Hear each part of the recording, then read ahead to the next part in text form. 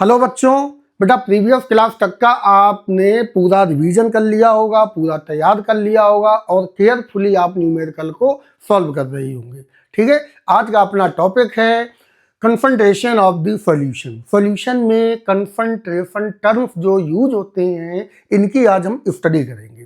पहला पॉइंट तो ये है कि भाई कन्फ्रंटेशन का हमें यूज क्यों करना होता है, क्यों कन्फ्रंटेशन टर्म्स हम पढ़ते हैं। मान लेते हैं हमने एक सॉल्यूशन बनाया, 1 किलोग्राम पानी में हमने 50 ग्राम चीनी डाल दी। ठीक है, अब ये पूछा जाए ये सॉल्यूशन डाइल्यूट है या कंसंट्रेटेड है, तो क्या हम बता पाएंगे?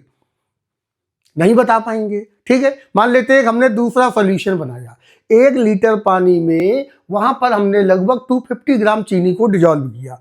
अब 2 सॉल्यूशन हो गए, एक में 50 ग्राम चीनी है, एक में 250 ग्राम चीनी है। अब अगर पूछा जाए कौन सा सॉल्यूशन डाइल्यूट है, कौन सा कंसंट्रेट है, तो अब आप यहां पर कंपेयर करा देंगे कि जिसमें 250 ग्राम चीनी को डिजोल्व किया गया है वो सॉल्यूशन कंसंट्रेट होगा, जिसमें 50 ग्राम है वो सॉल्यूशन डाइल्यूट है। लेकिन अगर केवल एक ही सॉल्यूशन प्रेजेंट है तो हमें ये पता नहीं चलेगा ये डाइल्यूट है या फिर ये कंसंट्रेट है। तो हमें करना क्या होता है यहाँ पर कि कुछ साइंटिस्ट लोगों ने टर्म्स यूज किए हैं, इन टर्म्स के जरिए सॉल्यूशन की स्ट्रेंथ को, सॉल्यूशन की कंसंट्रेशन को फाइंड कर लेते हैं कि ये जो सॉल्यूशन बना है इस सॉल्यूशन की स्ट्रेंथ इतनी है।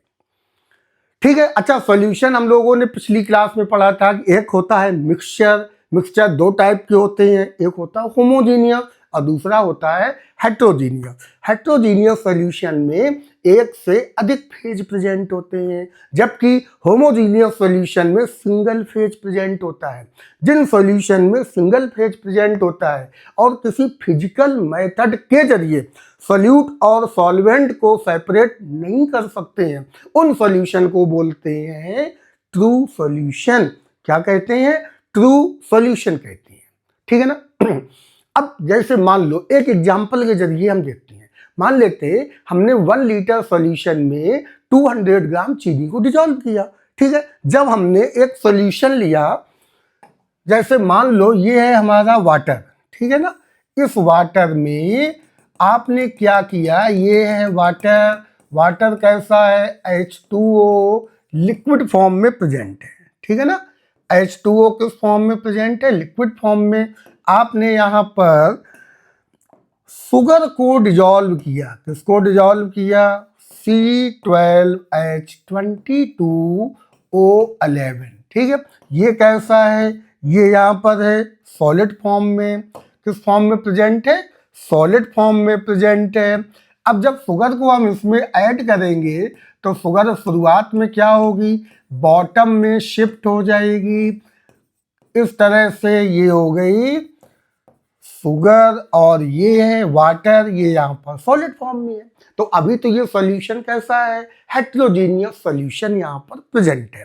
ठीक है, अब मान लेते हैं एक आपने चम्मच लिया और चम्मच को इसमें डिजोल्व कर दिए, इसमें डाला। ये चम्मच है, चम्मच के जरिए इसको हमने क्या किया? परमानेंट शेक किया, हिला दिया। तो हिलाने पर अब जो सॉल्यूशन बना, ये सॉल्यूशन हमारा क्या बन गया?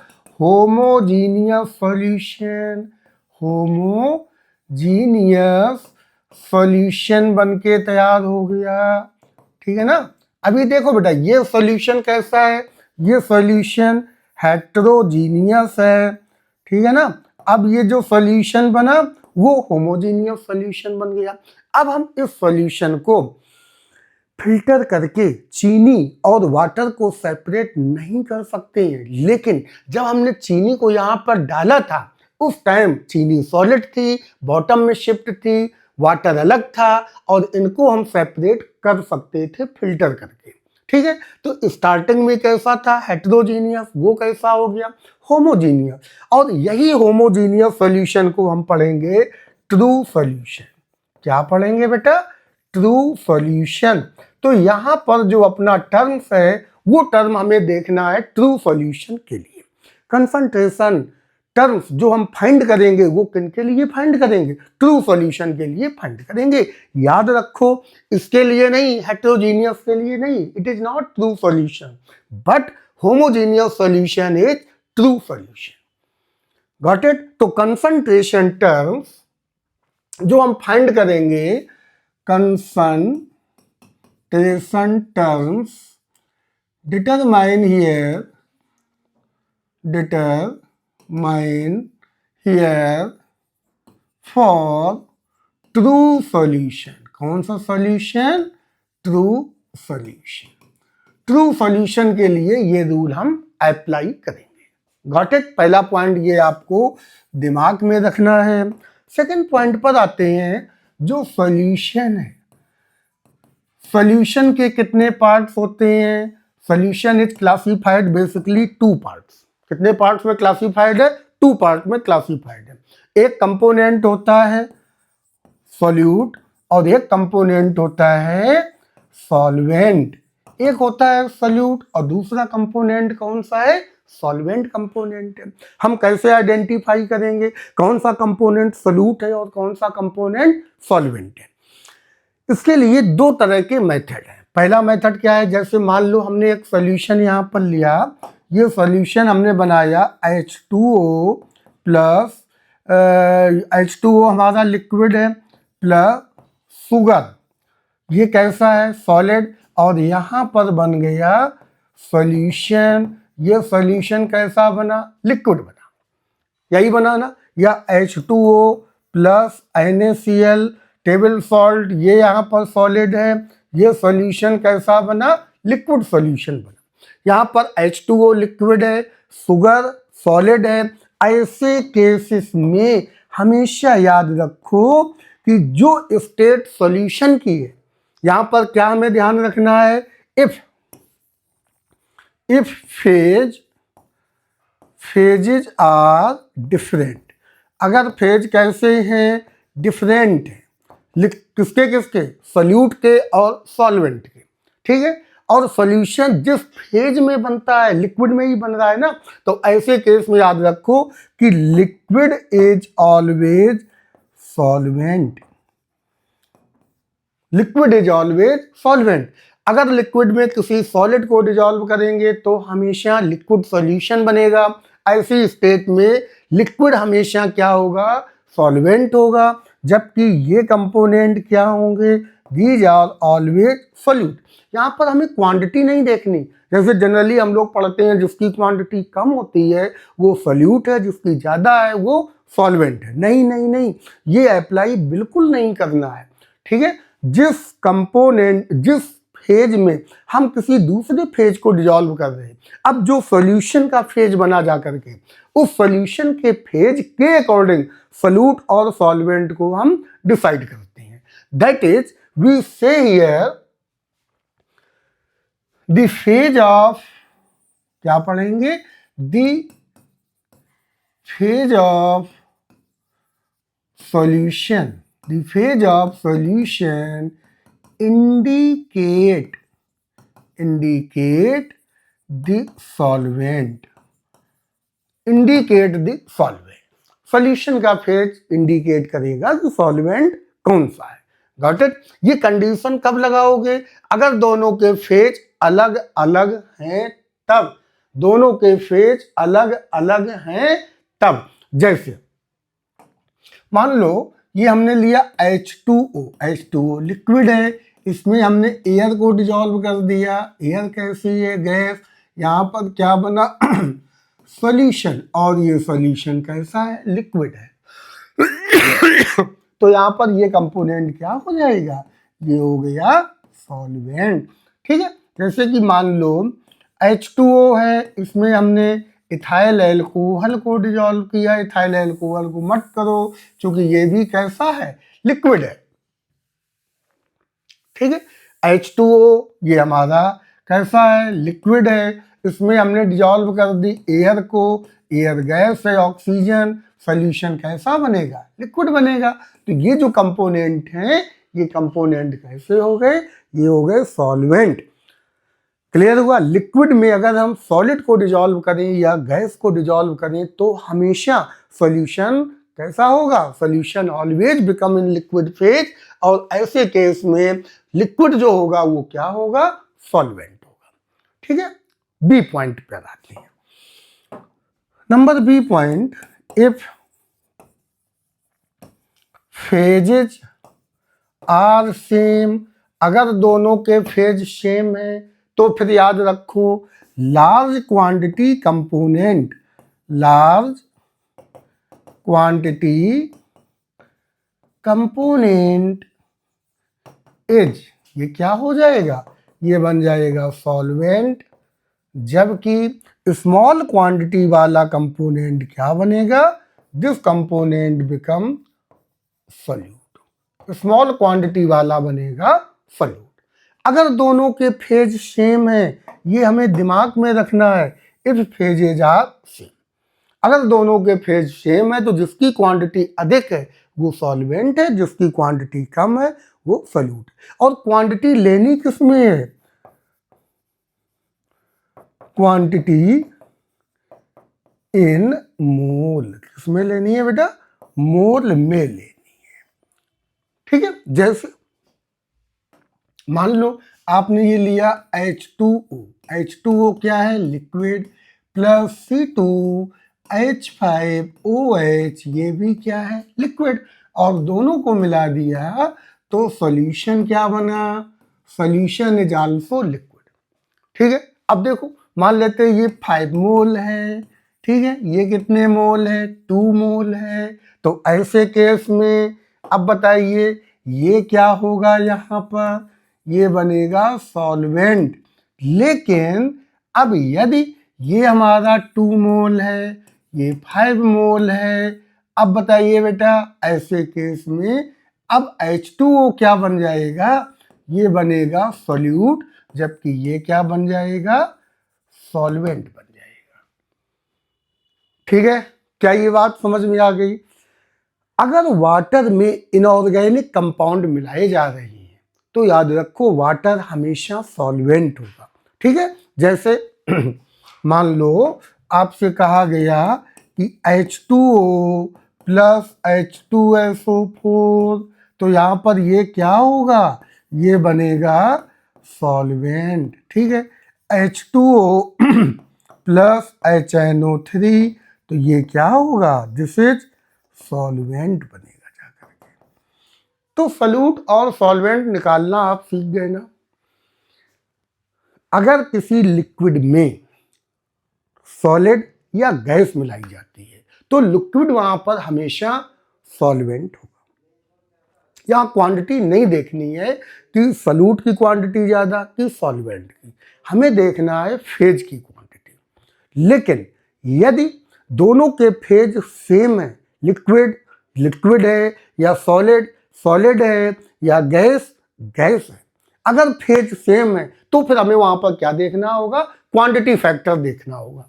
जैसे मान लो यहां पर हमारी N2 है, N2 gas plus O2 gas, या क्या हमें मिल गया, यहाँ पर हमें मिल गया सॉल्यूशन। अब आप बताइए बेटा ये भी गैस में होगा, इसके कितने मोल हैं, 10 मोल, ये 2 मोल है, तो ये नाइट्रोजन गैस क्या हो जाएगी, ये हो जाएगा सॉल्वेंट। जैसे मान लो कॉपर है, सॉलिड है, प्लस गोल्ड है Au, ये भी सॉलिड है, अब ये क्या बना, सॉल्यूशन। ये सॉल्यूशन कैसा है, ये भी सॉलिड सॉल्यूशन बन गया। ठीक है, अब मान लेते गोल्ड यहाँ पर कितने मोल है, 3 मोल है, कॉपर कितना है, 0.5 मोल है, तो अब बताइए ये कंपोनेंट क्या बनेगा, ये बन जाएगा सॉल्वेंट बन जाएगा। ठीक है, तो liquid in liquid, gas in gas या सॉलिड इन सॉलिड, जिसकी क्वांटिटी अधिक होगी वो क्या बनेगा जाकर के, सॉल्वेंट बनेगा जाकर। गॉट इट, क्लियर हो गया, वेरी गुड। जो कंसंट्रेशन टर्म्स है,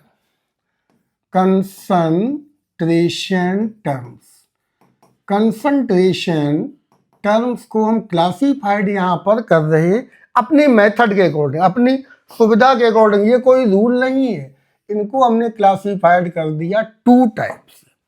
ठीक है, एक नाम दे दिया फिजिकल कंसंट्रेशन टर्म्स, क्या नेम दिया, फिजिकल कंसंट्रेशन टर्म्स, और दूसरा नेम दे दिया केमिकल कंसंट्रेशन टर्म्स। एक को फिजिकल मान लिया और एक को केमिकल मान लिया। ऐसा क्लासिफिकेशन हम लोग कर रहे हैं, कोई रूल नहीं है स्ट्रिक्ट एंड, ये कोई रूल ही नहीं है, हो सकता है किसी किताब में भी ना दिया हो, लेकिन मैं आपको क्लासिफिकेशन इस तरह से सिखा रहा हूं कि एक दूसरे में कन्वर्जन इजीली हो जाएगा। ठीक है, जो फिजिकल कंसंट्रेशन टर्म्स हैं इनका नेम इस तरह लेते हैं। ये कितने टाइप के मान लिए, पहला लिया मास, मास परसेंटेज, परसेंटेज मास मास, ठीक है, percentage mass mass, percentage mass मास, ठीक है, परसेंटेज मास मास, ठीक है। परसेंटेज मास मास को हम रिप्रेजेंट करते हैं percentage W upon capital W. ठीक, दूसरा परसेंटेज, दूसरा कंसंट्रेशन टर्म लिया फिजिकल में, परसेंटेज मास वॉल्यूम। ठीक है, यहां पर इसको रिप्रेजेंट कर देते परसेंटेज डब्ल्यू अपॉन वी। ठीक है, तीसरा कंसंट्रेशन टर्म्स लिया यहां पर, तीसरे का नेम है मान लो तीसरे का नेम है percentage volume volume, volume volume, ठीक है, और इसको यहां पर दिया percentage V upon capital V. ठीक है, चौथा नाम दिया इसको एक, फोर्थ नेम है ये ले लिया strain, percentage mole mole concentration, percentage mole mole, और इसको बोलेंगे percentage N upon capital N. अभी एक्सप्लेन करेंगे स्टेप बाय स्टेप सभी को। अगला नेम लिया यहाँ पर, नेक्स्ट नेम है ग्राम पर लीटर कंसंट्रेशन, ग्राम पर लीटर कंसंट्रेशन, और इसको दे दिया यहाँ पर कैपिटल एस से ये रिप्रेजेंट करती है। चौथा एक नेम और भी है, इसको नेम दे दिया पार्ट्स पर मिलियन, ppm, और and ppb, ppm ppb, parts per million and parts per billion. ठीक है, अब इनका जो नंबर हमने लिया ये हो गया 1 2 3 4 5 एंड 6, 6 इधर ले लिए। ठीक है, अब इधर आते केमिकल कंसंट्रेशन टर्म्स में। तो केमिकल कंसंट्रेशन टर्म्स में पहला लिया कैपिटल एम को बोलते मोलैरिटी, कैपिटल एम मोल पर लीटर कंसंट्रेशन। दूसरा टर्म से हमारा मोल फ्रैक्शन, मोल फ्रैक्शन, इसको एक्स से रिप्रेजेंट करते हैं। तीसरा टर्म है जो यहाँ पर, इसको नेम दिया मोललिटी, मोललिटी, इसको स्मॉल एम से रिप्रेजेंट करेंगे। फिर एक टर्म आता है फॉर्मलिटी, इसको कैपिटल एफ से रिप्रेजेंट करेंगे। फिर एक टर्म आता है नॉर्मलिटी, नॉर्मलिटी ये कैपिटल एन से रिप्रेजेंट करेंगे। ठीक है, तो 6 के बाद में नेक्स्ट नंबर जो बनते हैं वो क्या बने, इसको नाम दे दिया 1 2 3 4 5, और यदि हम इसी के आगे सीक्वेंस से लेते हैं तो ये हो गया 7 8 9 10 एंड 11। ये सारे कंसंट्रेशन टर्म्स हम लोगों को पढ़ने हैं, सभी को एक दूसरे में कन्वर्जन भी सीखना है। कंसंट्रेशन का क्वेश्चन 100% आता है आपके बोर्ड में, आपकी जेई में, आपकी नीट में, यहाँ तक कि सारे कंपटीशन में आता है। ठीक है, तो 1 बाय 1 चलेंगे। देखो बेटा, फिजिकल कंसंट्रेशन में टर्म क्या है, percentage mass mass, percentage mass volume, percentage volume volume, percentage mole mole, gram per litre and ppm dilute solution के लिए, या ppb डाइल्यूट सॉल्यूशन के लिए। ठीक है, एक चीज याद रखना है आपको, जैसा लिखा है, जो पहले लिखा होता है इसे बोलते हैं सॉल्यूट और इसको बोलते हैं सॉल्वेंट। हर केस में ये दिमाग में रखो, मास of solute, mass of solvent, mass of solute and mass of solution. दूसरा क्या है, सॉल्यूशन। ठीक है, मास of solute, mass of solution, mass of solute, volume of solution, volume of solute, volume of solution, moles of solute, moles of solution, और ग्राम per litre तो है ही, ग्राम solute हो गया और लीटर सॉल्यूशन हो गया। ठीक है, ppm आगे हम लोग देखते हैं। तो जो लिखने का तरीका है ये दिमाग में रखो, पहले सॉल्यूट, उसके बाद में सॉल्यूशन।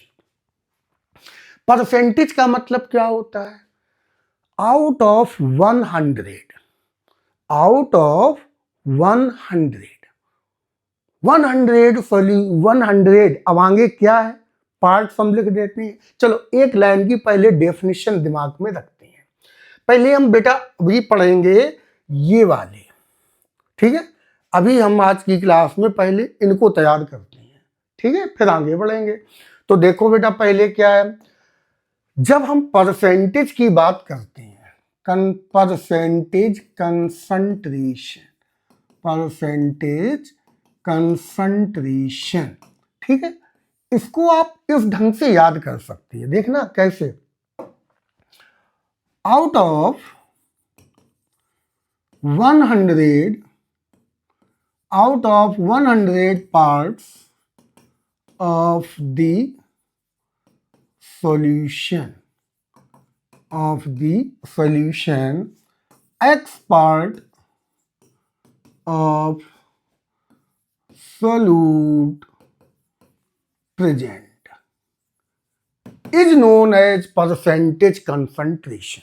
ठीक है, आपको कहां पर दिमाग लगाना है, ऐसे आउट ऑफ 100 पार्ट्स, ये तो सॉल्यूशन हो गया, x part of solute present. ठीक है, अब जो हम लोगों ने अभी यहां पर पढ़ा, एक लाइन में याद रखना है, सारी डेफिनेशन नहीं कि नहीं बहुत सी डेफिनेशन हमें रखनी पड़े, नो नो नो, केवल 1 2 3 4, ये 4 परसेंटेज है, आप कैसे याद कर लेंगे, देखना है। देखो यहां पर याद करने का तरीका क्या है, जैसे नंबर फर्स्ट पॉइंट क्या है, परसेंटेज W/W। ठीक है, इसको हम क्या बोलेंगे, out of 100 gram of the solution X gram of solute present is known as percentage mass. ठीक है, 100 ग्राम सॉल्यूशन में सॉल्यूट कितने ग्राम प्रेजेंट है, इसे बोलेंगे परसेंटेज मास कंसंट्रेशन। ठीक है ना, क्लियर हो गया ना, या X gram solute present in 100 gram of the solution is known as percentage mass concentration. Got it.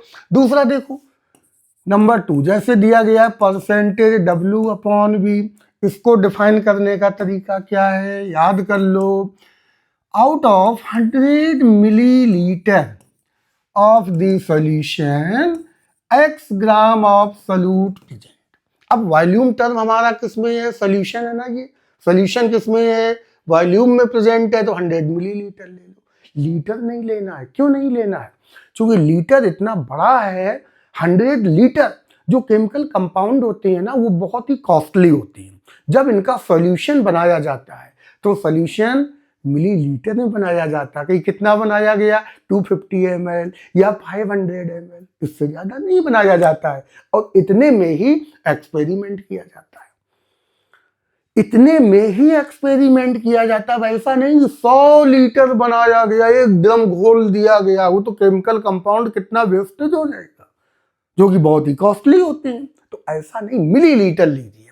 इसी तरह से थर्ड पॉइंट क्या है, परसेंटेज V अपॉन V। बोलो बेटा इसको हम कैसे डिफाइन करेंगे, बोलो बोलो बोलो। देखो मैं बताता हूं, इसको डिफाइन करने का तरीका क्या है कि आउट ऑफ 100 मिलीलीटर, ये नीचे का पहले हमें लेना है, out of 100 millilitre of the solution x millilitre of the solute present is known as percentage volume concentration. या भी मिलीलीटर, ये भी मिलीलीटर, दोनों वॉल्यूम के टर्म में आ गए। 4 पॉइंट क्या था, बोलो परसेंटेज n अपॉन n। ठीक है, अब क्या बोलेंगे, आउट ऑफ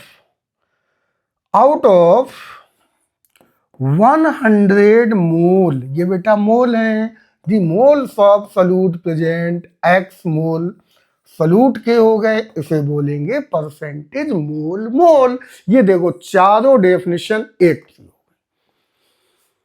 100 पार्ट्स में सॉल्यूट के x पार्ट प्रेजेंट हैं, तो वही x हमारा हो गया परसेंटेज कंसंट्रेशन। ठीक है, यहां सॉल्वेंट नहीं आया है, हर केस में सॉल्यूशन है, ऊपर सॉल्यूट नीचे सॉल्यूशन। अगर सॉल्यूट और सॉल्वेंट की क्वांटिटी अलग अलग दी गई है तो दोनों का सम कर दो, हमें क्या मिल जाएगा, सॉल्यूशन मिल जाएगा। ठीक है ना, क्या होता है, solution is equal to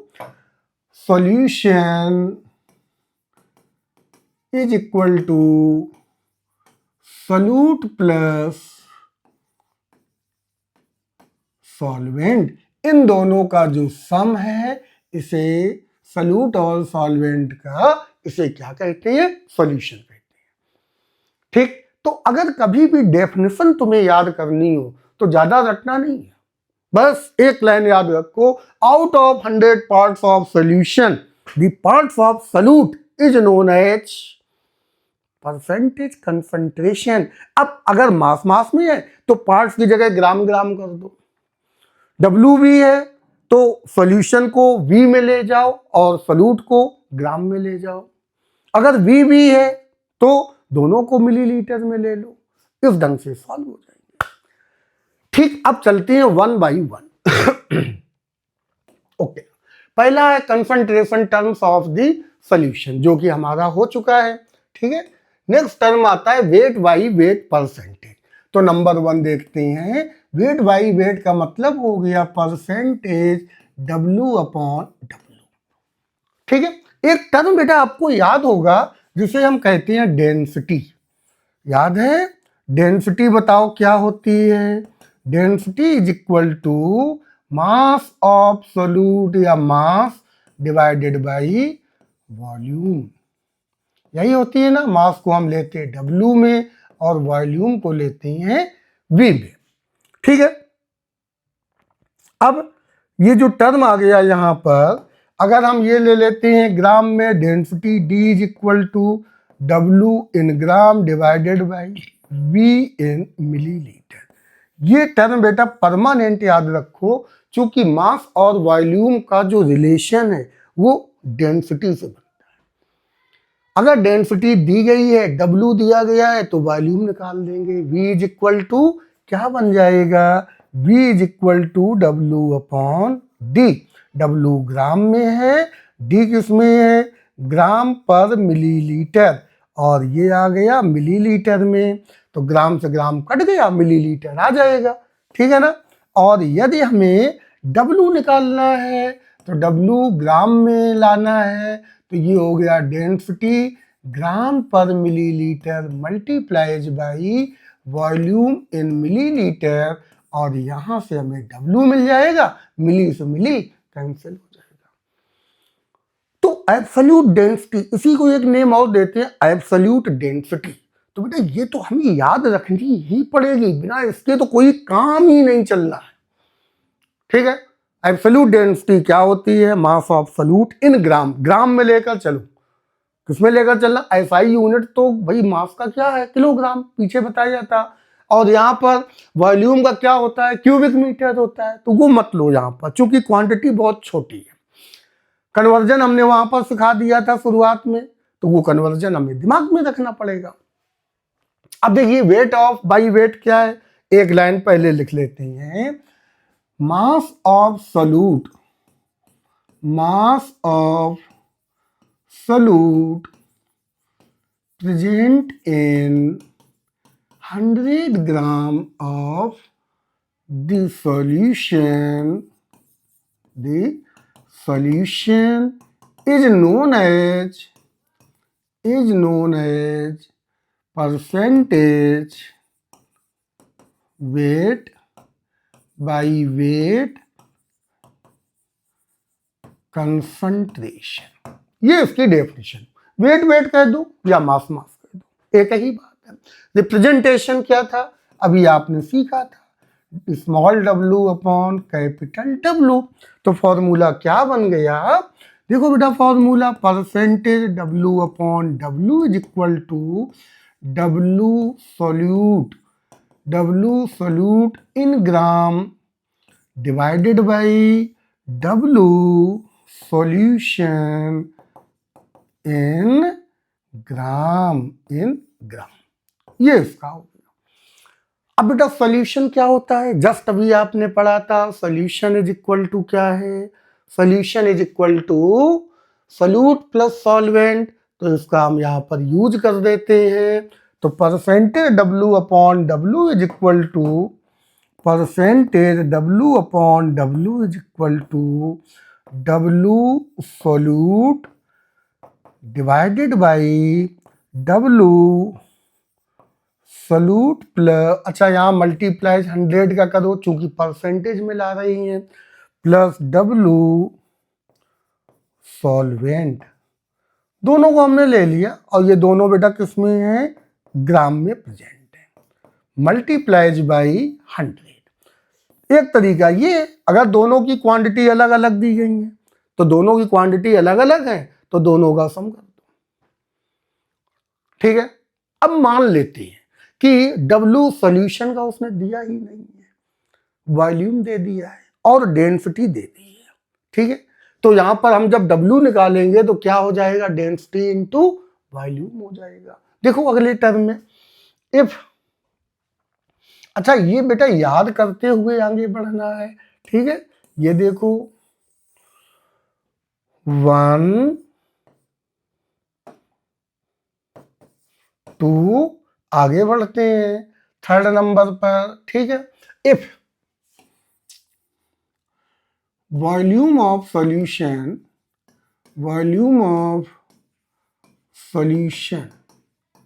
and density of solution and density of the solution is given, volume दिया है और डेंसिटी दी है, ठीक है। तो अपना जो टर्म है ये क्या है, percentage W upon W is equal to W upon W solution, ठीक है ना, डब्लू सॉल्यूशन ग्राम, और ये क्या है, सॉल्यूट इन ग्राम, यही तो चल रहा था ना पीछे। अब कह रहा वॉल्यूम ऑफ सॉल्यूशन, सॉल्यूशन का हमें दिया क्या गया है, वॉल्यूम दिया गया है V और डेंसिटी दी गई। वॉल्यूम को हमने दे दिया V मिलीलीटर और डेंसिटी को दे दिया D ग्राम पर मिलीलीटर। तो बताइए बेटा W हमें निकालना है, टर्म क्या था अपना, density is equal to W upon V, W gram divided by V millilitre. तो डब्लू क्या हो गया, डेंसिटी इंटू वी, और डेंसिटी किसमें है, ग्राम पर मिलीलीटर में, ठीक है। तो W is equal to W in gram, density gram per millilitre into V millilitre, milli से मिली क्या होगा, यहाँ पर मिली से मिली कैंसिल हो गया और ये आ गया W gram is equal to D gram, W gram is equal to density into volume.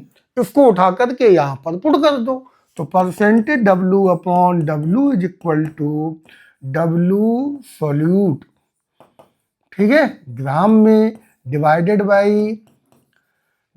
By density, density किसमें लेनी है, ग्राम पर मिलीलीटर में multiplies by volume in millilitre, इसके जरिए हम न्यूमेरिकल को सॉल्व कर लेंगे। समझ गए ना? तो क्या होता है परसेंटेज मास या percentage weight by wait. 100 gram solution में सॉल्यूट की क्वांटिटी को कहते हैं percentage weight by wait concentration. ठीक है, अब हम इसको फाइंड कैसे करेंगे? सॉल्यूट की क्वांटिटी ग्राम में divided by solute plus solvent की क्वांटिटी ग्राम में, या सॉल्यूट की क्वांटिटी डिवाइडेड बाई सॉल्यूशन की क्वांटिटी ग्राम में मल्टीप्लाइज बाई 100 हो जाएगा। ठीक है, क्या ये सारे फॉर्मूले समझ गए? बहुत अच्छे। ये हो गया थर्ड रिलेशन।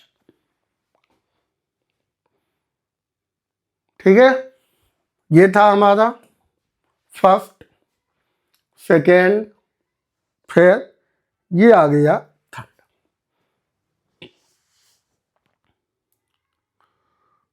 नोट करते चलो।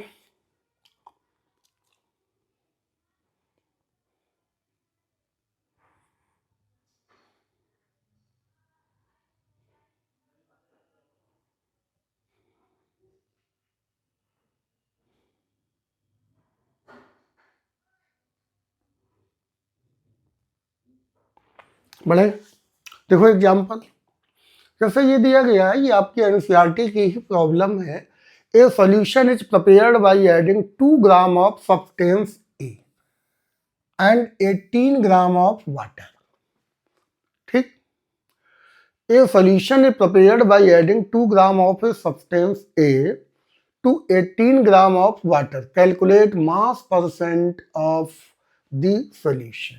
Mass percent of the solute. solute का mass percent पूछ रहा है। 2 ग्राम A कितना है? A plus B। ठीक है, A कितना है बेटा? 2 ग्राम। B कितना है? 18 ग्राम। ठीक है, B क्या है हमारा? वाटर है। A हमारा क्या है यहाँ पर? सॉल्यूट हो गया। ये सॉल्यूट है और ये सॉल्वेंट हो गया। ठीक, अब सॉल्यूशन की अगर बात करें तो सॉल्यूशन हमारा ये हो गया, solution is equal to solute plus solvent. ठीक है, तो टोटल कितना हो गया? 18 प्लस 2 कितना हो गया? 20 ग्राम हो गया। तो percentage W upon W of A की बात कर रहा है, percent of the solute. Solute क्या है? ए। ठीक है, क्योंकि ए हमारा क्या है? ए जो वाटर है ये तो लिक्विड है, ए को कुछ बताया नहीं गया, तो हम क्या करेंगे? लिक्विड को ही सॉल्वेंट मानेंगे। ठीक है, और ए को क्या मान लेंगे? सॉल्यूट मान लेंगे। तो दिस इज इक्वल टू कितना हो गया? W A divided by W solution multiplies by 100। तो ये हो गया 2 डिवाइडेड बाई 20 इंटू 100। तो ये 10% आ गया। 10% by wait,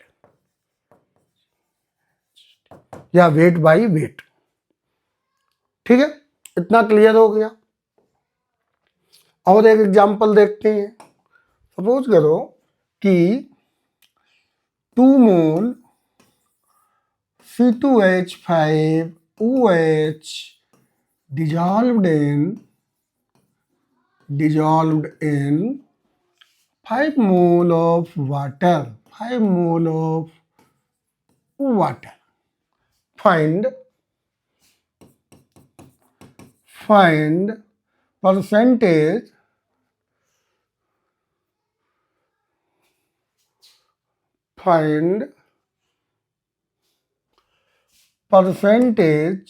W upon W, find percent W upon W for किसके लिए? C2H5OH के लिए। उसके लिए हमें फाइंड करना है।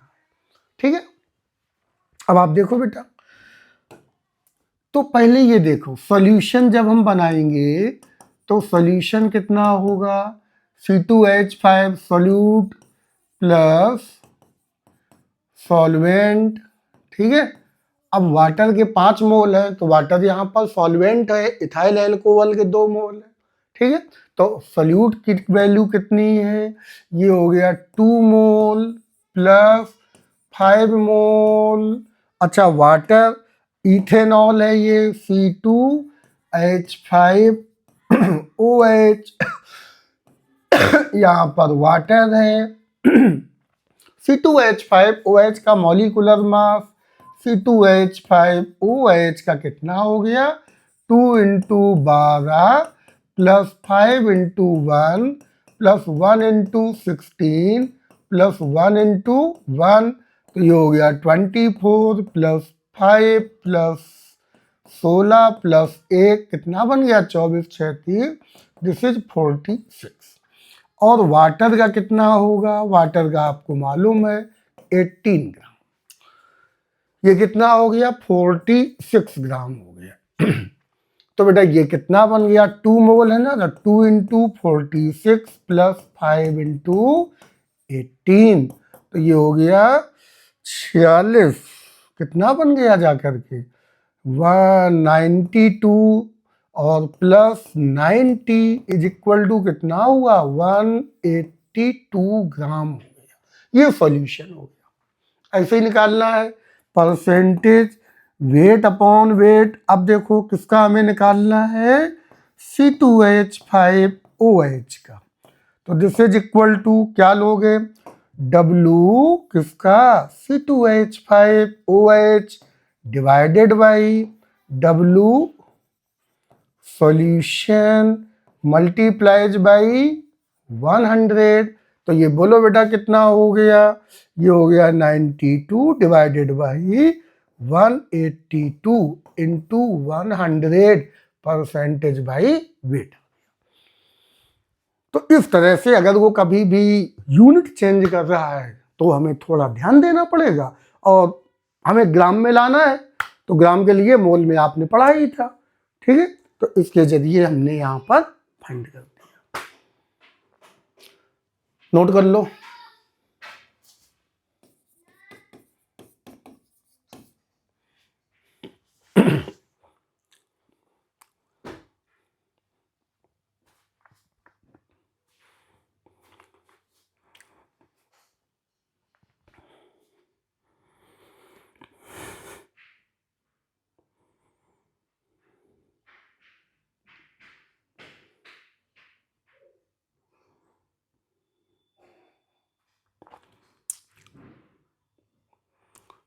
Next point, second concentration term से weight by volume percentage.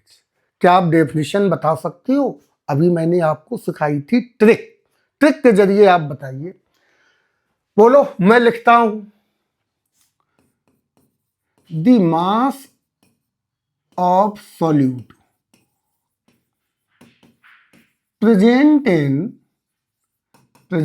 In 100 gram, sorry volume है ना यहाँ पर 100 millilitre of the solution is known as, क्या पढ़ते हैं, इज नोन एज क्या होगा percentage weight volume, percentage weight volume concentration, percentage weight volume concentration. 100 millilitre solution में सॉल्यूट की ग्राम में क्वांटिटी को पढ़ते हैं परसेंटेज वेट वॉल्यूम कंसंट्रेशन, ठीक है। क्या इसका फॉर्मूला बनेगा, सिंपल सा फॉर्मूला है, percentage W/V is equal to W solute किसमें लेना है ग्राम में, डिवाइडेड बाई V सॉल्यूशन, ये बेटा किसमें लेना है मिलीलीटर में, मल्टीप्लाइज बाई 100, ठीक है। अब देखना, अगर डेंसिटी गिवन है, आपको मालूम है कि density is equal to W in gram divided by volume in millilitre, तो V अगर हमें निकालना है तो बताइए क्या हो जाएगा, density gram per millilitre into W, हमें V चाहिए ना, तो V के लिए ये फॉर्मूला क्या बन जाएगा, W in gram divided by density, और ये बन गया ग्राम पर मिलीलीटर। तो ग्राम से ग्राम क्या हो जाएगा, कैंसिल हो जाएगा, ग्राम से ग्राम कैंसिल हो गया, मिलीलीटर ऊपर चला गया, अब ये मिलीलीटर में आ जाएगा। तो यहां पर हम क्या लिख सकते हैं, percentage W/V is equal to W solute divided by W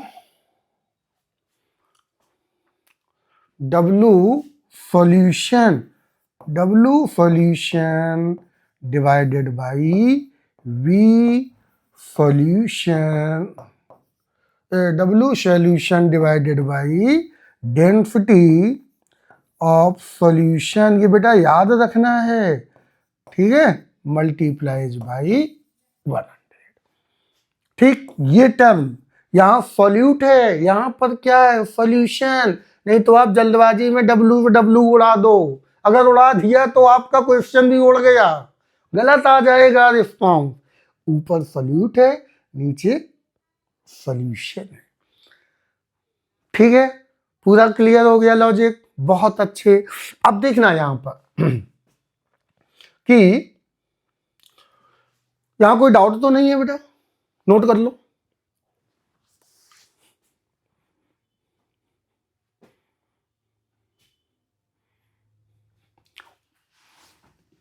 देखो आगे, जैसे ये है कि 50 ग्राम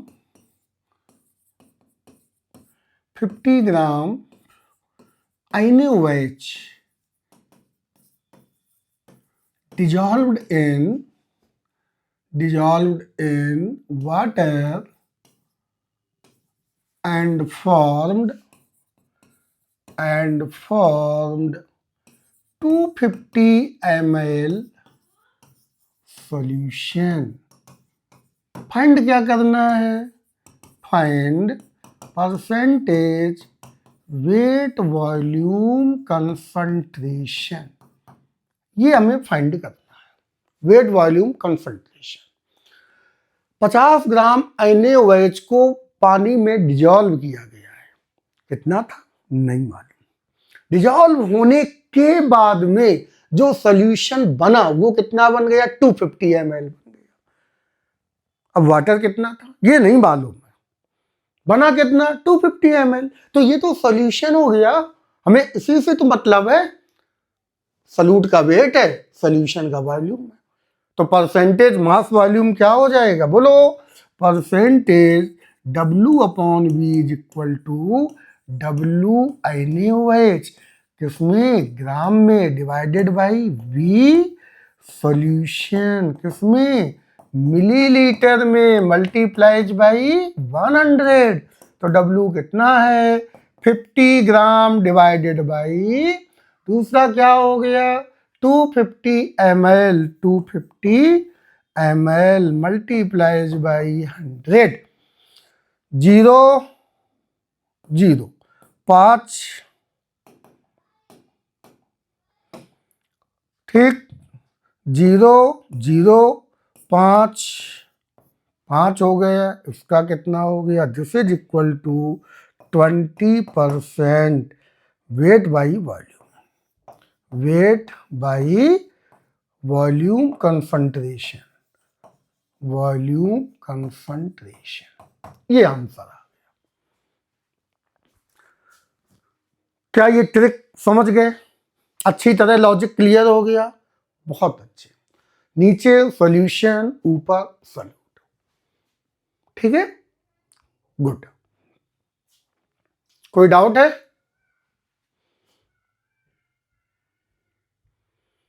नोट कर लिया, कोशिश करो साथ में नोट करने की, समझो और नोट भी करो। Everything depends on your consistency and speed and logical approach. Third number है वॉल्यूम बाई वॉल्यूम परसेंटेज। अब बेटा बताइए इसकी डेफिनेशन क्या होगी, आपको बतानी है। वॉल्यूम बाई वॉल्यूम परसेंटेज की बोलो। सिंपल सा है, ये है सॉल्यूट, ये है सॉल्यूशन। तो क्या कहेंगे, in 100 millilitre solution the volume of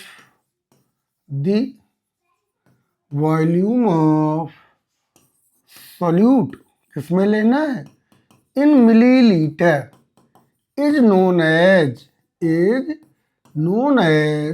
क्या, volume by volume percentage concentration. क्या फॉर्मूला बना, percentage V upon V is equal to V solute divided by V solution multiplies by 100। ठीक है। दूसरा, सॉल्यूशन की जगह हम क्या क्या लिख सकते हैं, percentage V upon V is equal to V solute divided by V solute plus V solution multiplies by 100। ये इसका फॉर्मूला हो गया। अब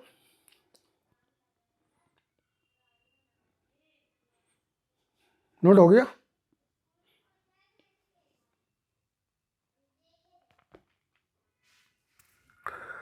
राइटिंग हमारी पढ़ रही है, पढ़ लो भाई, पढ़ लो, बहुत अच्छी है, डॉक्टरों से तो अच्छी है।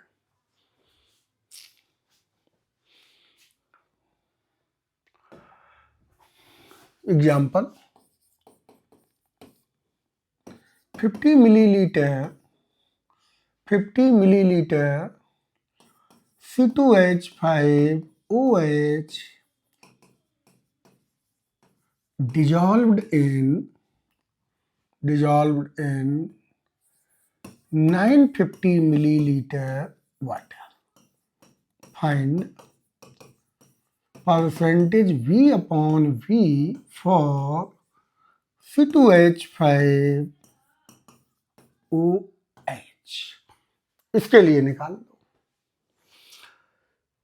तो ऊपर क्या जाएगा, सॉल्यूट, ये कितना हो गया, परसेंटेज V अपॉन V किसके लिए पढ़ रहे हैं, C2H5OH के लिए। तो V C2H5OH divided by V C2H5OH plus V H2O multiplies by 100। अब सॉल्यूशन बना, जब दोनों को मिलाया गया, दोनों क्वांटिटी अलग अलग है। 50 मिलीलीटर अल्कोहल को डिजॉल्व कितने पानी में किया गया, 950 ml में। इसका मतलब दो अलग अलग कंटेनर है, एक में भरा है अल्कोहल। अरे भाई शाम को लोग लाते हैं ना खरीद के, एक बोतल है उसमें पानी है, एक छोटी बोतल है उसमें अल्कोहल है, इथेनॉल। फिर गिलास में डाला, 950 ml पानी लिया, पहले डाला इथाइल अल्कोहल, कितना डाला 50 ml, और डाइल्यूट किससे किया, पानी से, तो बाद में 950 ml पानी डाल लिया, तब सॉल्यूशन बना, तभी तो बनेगा। तो ये कितना हो गया, VC2H5OH 50 divided by 50 plus 950, total हो गया 50 डिवाइडेड बाई इंटू 100। तो बोलो बेटा 50 divided by 1000 into 100, 0 0 0 0 0 0 is equal to 5%। Volume by volume, ethyl alcohol, alcohol का परसेंटेज कंपोजिशन कितना है, 5, तो वाटर का कितना है 100 माइनस 5। चाहे तो देखो एक का निकाल ले, दूसरे का भी निकाल लो। अगर हम कहें परसेंटेज कंपोजिशन वाटर का ले लो, तो बोलो वाटर ऊपर आ जाएगा 950 डिवाइडेड बाई 1000 इंटू 100, टोटल कितना हो गया, 1 2 3 1 2, तो ये आ गया 95%। अरे भाई टोटल तो 100 है। या दूसरा तरीका क्या था, percentage of water is equal to 100 minus percentage of ethanol. तो ये कितना बन गया, 100 माइनस 5 इज इक्वल टू 95% आ गया। इस ढंग से भी निकाल सकते हो। टोटल सम तो 100 ही जाएगा। एक का मालूम है तो दूसरा फाइंड कैसे करेंगे, 100 से माइनस कर देंगे, सॉल्व हो जाएगा। तो ये थे 3 आपके। अब बताइए इन तीनों में किस जगह आपको डाउट है। मुझे तो नहीं लगता कहीं डाउट होगा, फटाफट सॉल्व कर दो। बहुत ही सिंपल सा लॉजिक है, सिंपल सी ट्रिक्स है। अगला टर्म है स्ट्रेंथ ऑफ सॉल्यूशन। स्ट्रेंथ को हम रिप्रेजेंट करते हैं कैपिटल एस और इसका यूनिट होता है ग्राम पर लीटर। ग्राम पर लीटर कंसंट्रेशन। यूनिट क्या है, ग्राम पर लीटर, या कभी कभी बोल ही देते हैं ग्राम पर लीटर कंसंट्रेशन। क्या कहते हैं, ग्राम पर लीटर कंसंट्रेशन। ठीक है। और ये जो हम लोगों ने पीछे पढ़ा है ना, ये देखो बेटा क्या है, ये सॉल्यूट की क्वांटिटी वॉल्यूम में है, सॉल्यूशन की क्वांटिटी और लेक इसमें रहे 100 में। तो इसी को हम एक नाम और भी दे देते हैं वॉल्यूम बाई वॉल्यूम को percentage strength. Percentage strength of the solution, ये परसेंटेज स्ट्रेंथ होती है। ठीक, परसेंटेज स्ट्रेंथ के बेस से हम कह सकते हैं percentage S. Percentage volume by volume को क्या बोलते हैं, percentage strength. Out of 100 millilitre the volume of solute, this is known as percentage strength. लेकिन अब यहां पर हम इसको ना लें, इसको छोड़ो। अच्छा, इसको देखो पहले वाले को, चूंकि हम ग्राम पर लीटर की बात कर रहे हैं ना, तो ग्राम पर लीटर में पहले वाले को देखते हैं। W अपॉन V कहां पर है, फर्स्ट नंबर वेट बाई कहां, ये वाला।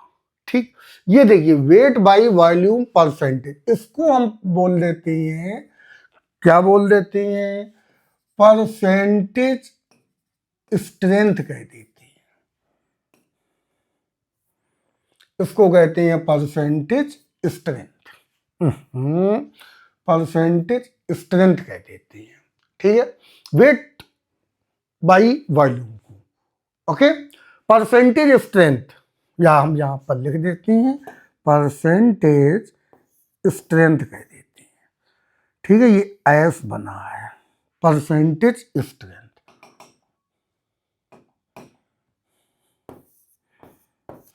ठीक है, अब हमें निकालना क्या है, स्ट्रेंथ। ये परसेंटेज स्ट्रेंथ क्या थी, याद है, परसेंटेज स्ट्रेंथ W ग्राम में, वॉल्यूम सॉल्यूशन में।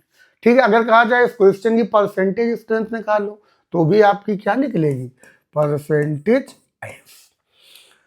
अब यहां पर देखो हमें लेना है परसेंटेज स्ट्रेंथ ऑफ सॉल्यूशन। तो यहां पर हम क्या कहते हैं, इन 1 लीटर, 1 लीटर को क्या बोल देते हैं, 1000 millilitre solution, the quantity of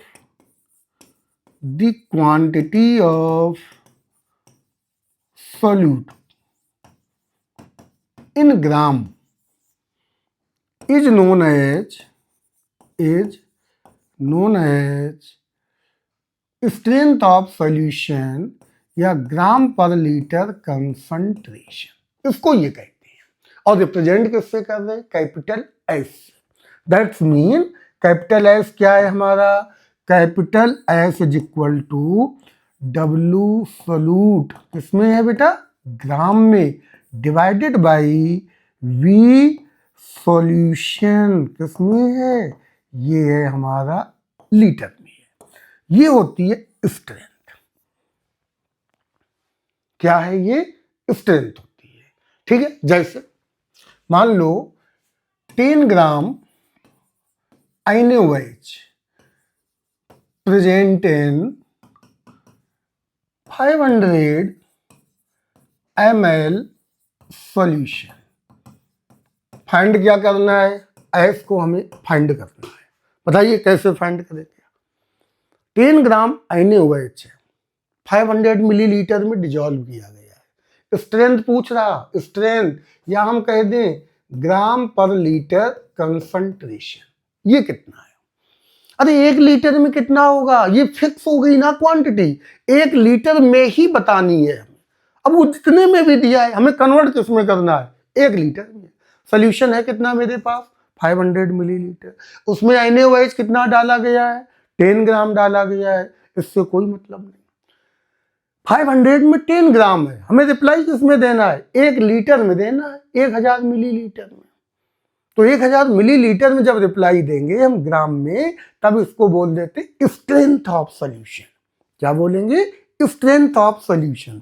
that's mean strength क्या हो गई, strength is equal to W NaOH divided by V solution. और अगर हम इसको मिलीलीटर में ले लें तो ऊपर 1000 का मल्टीप्लाई कर दो। ठीक, भाई मिलीलीटर को लीटर में लाना है ना, तो ये कितना हो गया जा करके, तो F is equal to W कितना है 10 है, कितना ये 500 इंटू 1000, एक एक एक एक, 5 दूनी 10, कितना आ गया 20 ग्राम पर लीटर आ गया। ये इसकी स्ट्रेंथ बन गई, ये इसकी क्या बन गई, स्ट्रेंथ बन गई। अब अगर यही क्वेश्चन हमें परसेंटेज स्ट्रेंथ में देना होता, तो परसेंटेज स्ट्रेंथ में हमें कैसा देना था कि 100 मिलीलीटर में कितना है,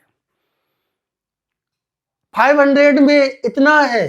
ठीक, इसी में हमने नंबर ए पार्ट ये ले लिया, बी पार्ट कर दिया, परसेंटेज स्ट्रेंथ निकालो ये कितनी है। ठीक है, तो ए नंबर तो ये हमारा सॉल्व हो गया। अब बी नंबर पर आते हैं, तो बी नंबर को percentage strength is equal to W NaOH divided by V solution multiplies by 100।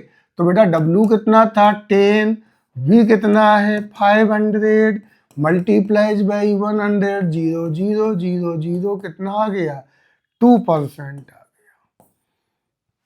कितना आ गया 2% आ गया। यही है ना, जरा दोनों काम रिलेशन मेंटेन कर दें। ये कितना आ गया, दिस इज इक्वल टू 2%। ठीक है, अब यहां पर अगर हम रिलेशन को मेंटेन करें, देखना ध्यान से, हमारा ये क्या है, strength is equal to W gram में है डिवाइडेड बाई, इसको हमने कर दिया किसमें, मिलीलीटर में कर दिया। वॉल्यूम हमने किसमें ले लिया, V in millilitre multiplies by 1000, यही स्ट्रेंथ है ना, 1000 का मल्टीप्लाई कर दिया। इसको हम लिख सकते हैं 10 into W in gram divided by V in millilitre into 100। 1000 को लिख दिया 100 इंटू 10, कोई चेंज, नो चेंज। तो जब कोई चेंज नहीं है तो इसको हम क्या लिख सकते हैं, परसेंटेज स्ट्रेंथ। तो वैसे क्या हो गया 10 मल्टीप्लाइज बाई परसेंटेज स्ट्रेंथ। तो ये दोनों का रिलेशन बन गया। या ये भी आप लिख सकते हो कि S is equal to 10 into percentage V upon V। तो अगर स्ट्रेंथ और परसेंटेज स्ट्रेंथ में रिलेशन बनता है तो आपको इस तरह रिप्लाई करना है। आप ये कह सकते हो कि परसेंटेज स्ट्रेंथ से स्ट्रेंथ 10 गुना अधिक होती है, या स्ट्रेंथ से परसेंटेज स्ट्रेंथ 1/10 होती है। परसेंटेज स्ट्रेंथ निकालना है तो देखो, percentage strength is equal to strength divided by 10 कर दीजिए, आ जाओ। तो ये कन्वर्जन आपको याद रखना है।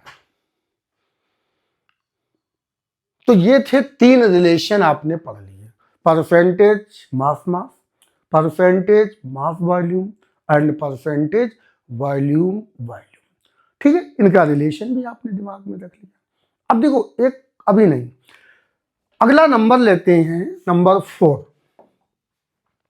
Parts per million, parts per million concentration, इसी को बोलते हैं ppm, parts per million concentration. ठीक, देखो जब सॉल्यूशन हाईली डाइल्यूटेड हो जाता है तब परसेंटेज में निकालना डिफिकल्ट है। जैसे हम ये कहें कि 10 लीटर वाटर में 1 मिलीग्राम NaOH को डिजॉल्व किया गया है, तो अब बताइए परसेंटेज मास मास कितना है। अगर हम कहें कि 1000 किलोग्राम वाटर में कितना डिजॉल्व किया गया है, 1 मिलीग्राम डिजॉल्व किया गया है, तब तो ये डिफिकल्ट टास्क हो जाएगा ना, बहुत ही डिफिकल्ट टास्क है। परसेंटेज, ठीक, परसेंटेज निगेटिव में आएगा, 10 की पावर माइनस के टर्म में आएगा, पॉइंट डेसिमल में बढ़ता चला जाएगा। तो जब सॉल्यूशन हाईली डाइल्यूटेड होती है तो वहां पर हम यूज करते हैं पीपीएम का। तो पीपीएम कहां पर यूज होता है, पार्ट्स पर मिलियन, पीपीएम, ठीक है, पार्ट्स पर मिलियन। इसका हम यूज कहां पर करते हैं, when solution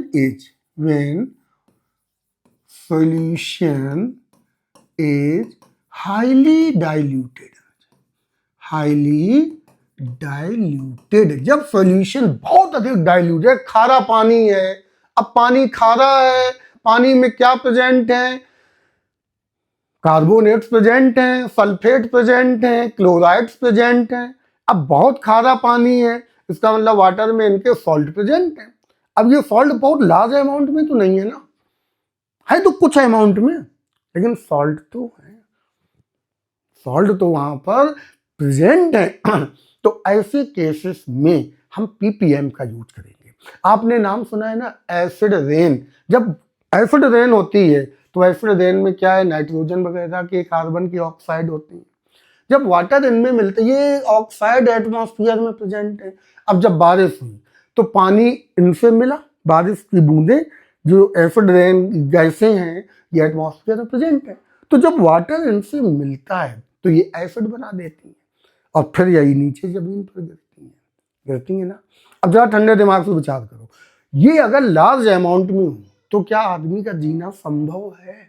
हम लोग सांस लेते हैं, ब्रीथिंग करते हैं, तो सांस लेने में भी तो गैसें अंदर जा रही हैं, और अंदर तो मॉइस्चर है, पानी है अंदर, तो ये गैसें अंदर जा करके, जैसे सल्फर की गैस चली जाए, मान लो सल्फर ट्राइऑक्साइड चली जाए, तो इसने जब अंदर गई तो अंदर तो H2O है, रिएक्शन की H2SO4 बन गया, लंग्स क्या हो जाएंगे, गल जाएंगे। दैट्स मीन ये प्रेजेंट तो है एटमॉस्फेयर में, लेकिन इतनी अधिक प्रेजेंट नहीं है कि अभी ये हम लोगों को नॉर्मली डैमेज करें।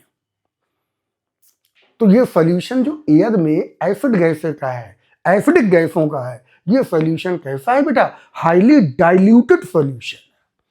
और यही हाईली डाइल्यूटेड सॉल्यूशन के लिए जो कंसंट्रेशन टर्म्स का यूज करेंगे वो पीपीएम का यूज करेंगे, parts per million.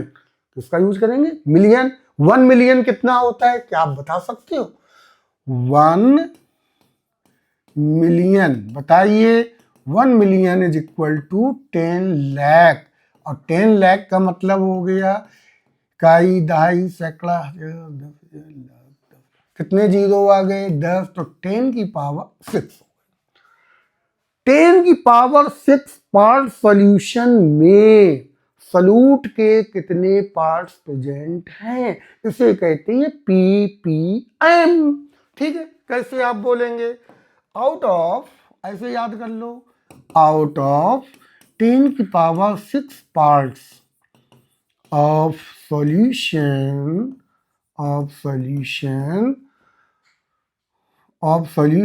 x parts of solute present, x dot of solute present is known as ppm concentration।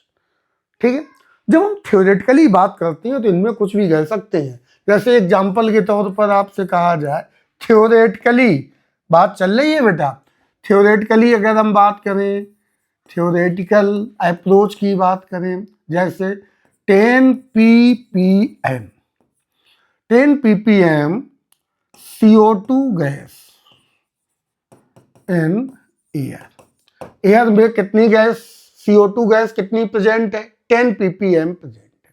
तो अब वो कह रहा है कि इसका मतलब क्या है। तो देखिए थ्योरेटिकली कौन सी बात चल रही है, थ्योरेटिकल बात चल रही है। तो आप इस ढंग से भी कह सकते हैं कि इन 10 की power 6 parts of air CO2 present 10 parts, कितने पार्ट्स हैं, 10 पार्ट्स। तो ये एक हमने नॉर्मली बात कर दी, ठीक है। अब आप इसको थ्योरेटिकली को और अच्छे ढंग से एक्सप्लेन कर सकती हो। जैसे नंबर ए, देखना बेटा ध्यान से समझो, इन 10 की पावर 6 ग्राम 10 की power 6 gram of air CO2 present 10 gram CO2 present है, एक तरीका। दूसरा तरीका क्या है, इन 10 की पावर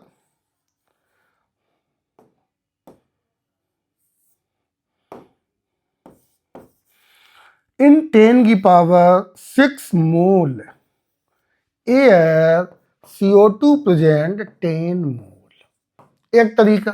दूसरा तरीका, इन 10 की power 6 molecules of air CO2 present 10 molecules, इसके 10 मॉलिक्यूल्स हैं। ये भी कह सकते इन 10 की power 6 volume of air this present 10 volume. तो थ्योरेटिकली तो हम इस ढंग से रिप्लाई कर देते हैं, ये तो थ्योरेटिकल अप्रोच हो गई।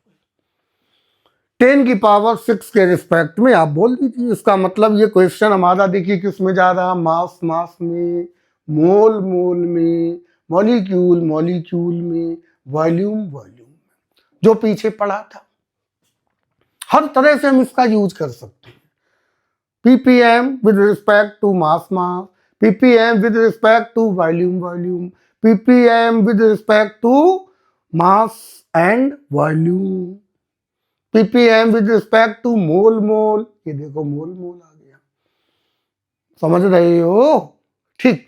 लेकिन अपनी एनसीईआरटी के सिलेबस के अकॉर्डिंग हमें जो यहाँ पर स्टडी करनी है वो न्यूमेरिकली कैसे करनी है, कैलकुलेशन बेस्ड, याद रखो, कैलकुलेशन बेस्ड हमें इस तरह पढ़ना है। देखना बेटा ध्यान से, ppm concentration is equal to W solute divided by W solution multiplies by 10 की पावर 6। 100 की जगह आपको क्या लेना है, 10 की पावर 6 लेना। और दोनों कंपोनेंट दैट्स मीन सोल्यूट और सॉल्यूशन की क्वांटिटी हम ग्राम में यूज करेंगे अपने न्यूमेरिकल सॉल्व करने में, ठीक है। अरे ppm भी एक टर्म्स है, जैसे परसेंटेज है ऐसे ppm भी है, लेकिन जो अपना न्यूमेरिकल हम सॉल्व करेंगे अपने जो सिलेबस के अकॉर्डिंग है, वहां पर हमें दोनों की क्वांटिटी ग्राम में लेनी है। Mass of solute in gram divided by mass of solution in gram multiplies by 10 की पावर 6। परसेंटेज में कितना था, मल्टीप्लाइज बाई 100, ठीक। ये यहां पर हो गया। जैसे मान लो ये कहा गया कि 0.05 ग्राम calcium carbonate present in 1000 kilogram of water. बताइए ppm कंसंट्रेशन कितना होगा, ppm कंसंट्रेशन यूनिट चेक कर लो। तो यहां पर ये बेटा कितना हो गया, W सॉल्यूट कितना है, W calcium carbonate divided by W water, ये भी ग्राम में रखना है, ये भी ग्राम में, इंटू 10 की पावर 6। तो W कैल्शियम कार्बोनेट कितना है 0.05 ग्राम डिवाइडेड बाई वाटर कितना है 1000 किलोग्राम है, मल्टीप्लाइज बाई 1000 इंटू 10 की पावर 6। 1000 किलोग्राम है, और 1 किलोग्राम में कितने ग्राम होते हैं, 1000 ग्राम ही होते हैं। ठीक है, तो ये कितना हो गया बताइए। तो दिस इज इक्वल टू 1 2 3 4 5 6, इससे ये कैंसिल हो गया, जैसे 0.05 ppm आ गया, इतना आ गया।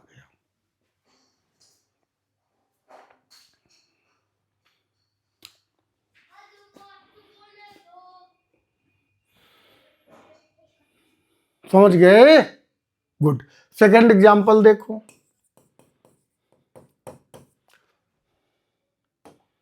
जैसे ये दिया गया है कि in air sulphur trioxide gas present 20 gram in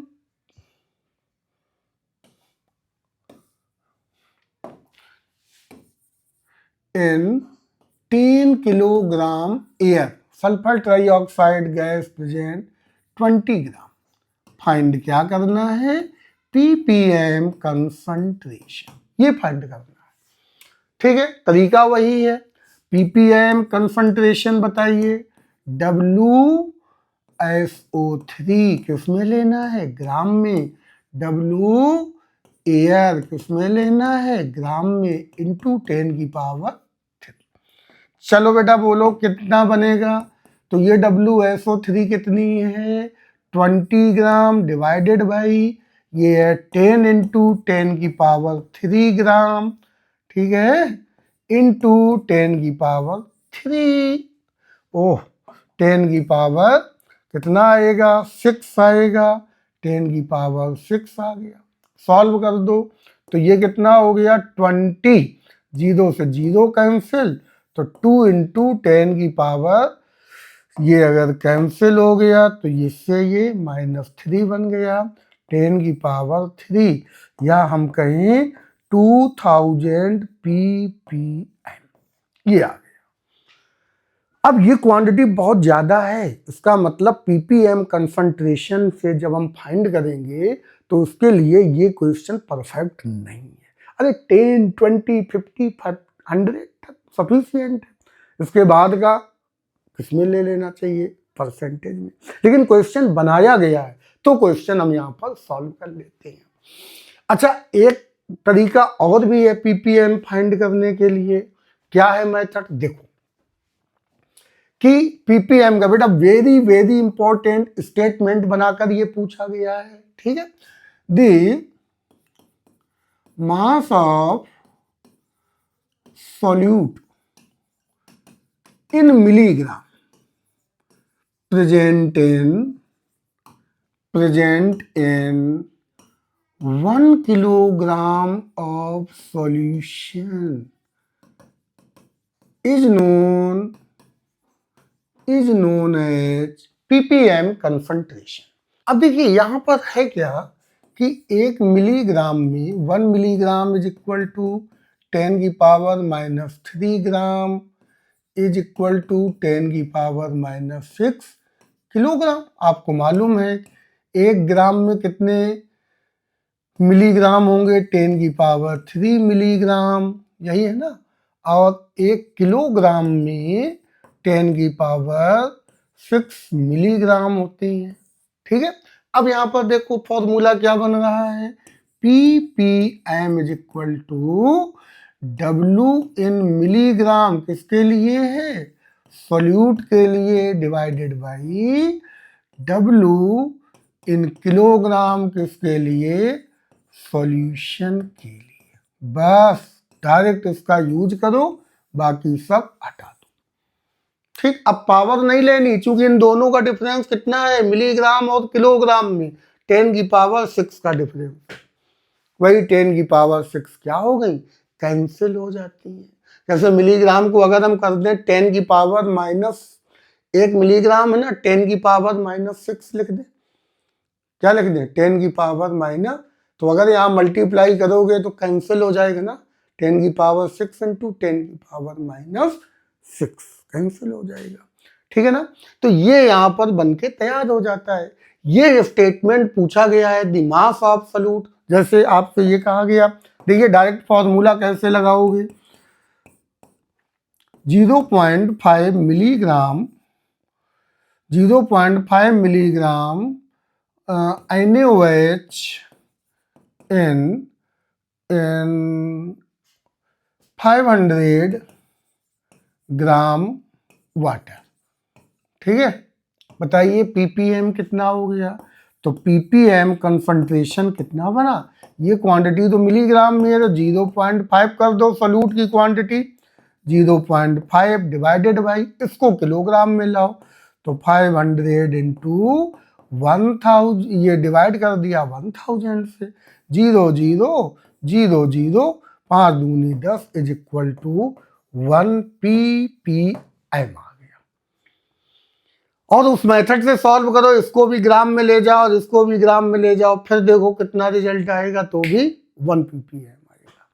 ठीक है, जैसे ये दिया है फाइंड कन्वर्ट 0.10 ग्राम ऑफ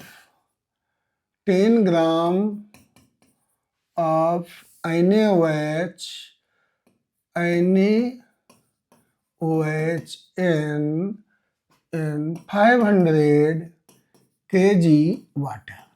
अब बताइए बेटा, ppm निकालना है, तो ppm निकालने का एक ट्रिक तो ये हो गया, पहला मेथड हमने ये लिया, तो NaOH कितना है 10 ग्राम डिवाइडेड बाई इसको ग्राम में ले लो, तो 5 इंटू 500 इंटू 10 की पावर 3 इंटू 10 की पावर 6, ये भी ग्राम में ये भी ग्राम में। अब बताइए कितना आएगा, सॉल्व करो, तो ये 0 से 1 0 ये कैंसिल, ये हो गया 0 इधर लाइए, तो इससे और ये हो गया 10 की पावर -4, तो ओवरऑल 100 डिवाइडेड बाई 5, तो ये 20 ppm आ गया। और अब दूसरा मेथड लेते हैं, ठीक है, मिलीग्राम का logic, ppm is equal to 10 gram है, इसको मिलीग्राम में लाइए, कितना मिलीग्राम हो रहा है, तो 10 into 1000 milligram divided by 500 kg है ना, 500 kg में ले लिया। अब देखो बेटा कौन किससे कैंसिल हो रहा, 1 2 1 2, कितना हो गया ये, 5 2 जा 10 और 10 2 जा 20, तो 20 ppm ये बन गया। हो गया, ये बिल्कुल दिमाग में रखना है।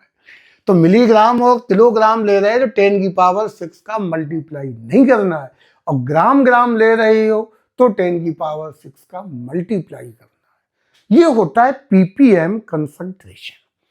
और अगर ppb है तो ppb का क्या हो जाएगा, बस ppb, इसके लिए जिसे W सॉल्यूट किसमें लेना है, ग्राम में, डिवाइडेड बाई W सॉल्यूशन, ये भी किसमें लेना है, ग्राम में, इंटू 10 की पावर 9, ये बिलियन में आ गया, किसमें आ गया, बिलियन में, 10 की power 9 parts of solution, the parts of solute present is known as ppb concentration।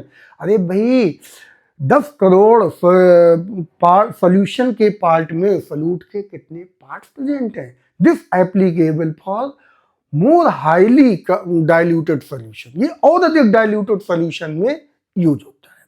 तो पीपीएम, पीपीबी ये आपका हो गया।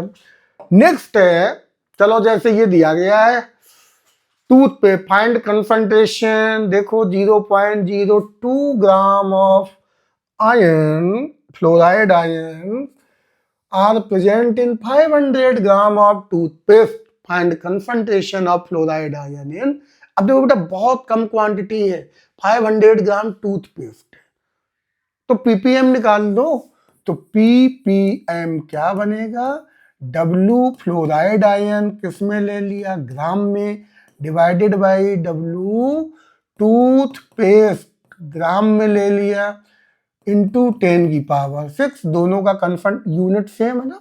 अब बताइए F negative 0.02 gram divided by 500 gram multiplies by 10⁻⁶। ठीक, अब 10⁻⁶ को सॉल्व करने के लिए क्या करें, ये पॉइंट हटा दें तो 1 2 2 जीरो आ रहे, यहाँ पर 2 जीरो, तो ये 10⁻⁻4 हो जाएगा, ये भी कैंसिल हो गया, तो ये आ गया 200 डिवाइडेड बाई 540 ppm आ गया, ये बन गया आंसर। जहां पर भी डिफिकल्टी हो तुरंत आप पूछिए, no doubt.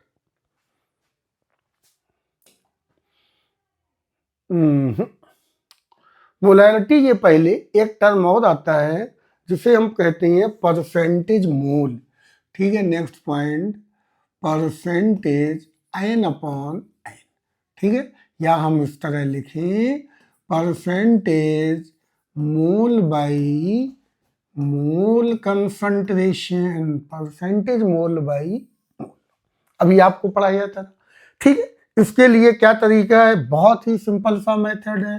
Percentage N by N के लिए क्या हमें करना है, देखो ध्यान से, out of 100 moles of solution, moles of solute present is known as percentage n upon n। अच्छा, इसी को बेटा एक नेम और भी देते हैं, इसी को बोलते हैं और परसेंटेज मोल फ्रैक्शन, याद रखो परसेंटेज मोल फ्रैक्शन, अभी मोल फ्रैक्शन आगे पढ़ेंगे लेकिन ये परसेंटेज में आ गया, ठीक है। तो that's mean percentage N upon n is equal to n solute divided by n solution multiplies by 100, या ये भी कह सकते हैं n solute divided by n solute plus n solvent multiplies by 100। यहां पर हमें एन का यूज करना है, बस इतना सिंपल है। अभी तक ग्राम का यूज कर रहे थे, जैसे ये नोट कर लिया है,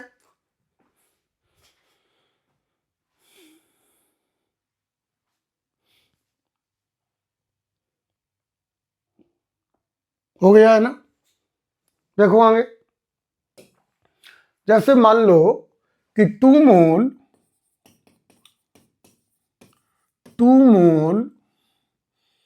H2SO4 dissolved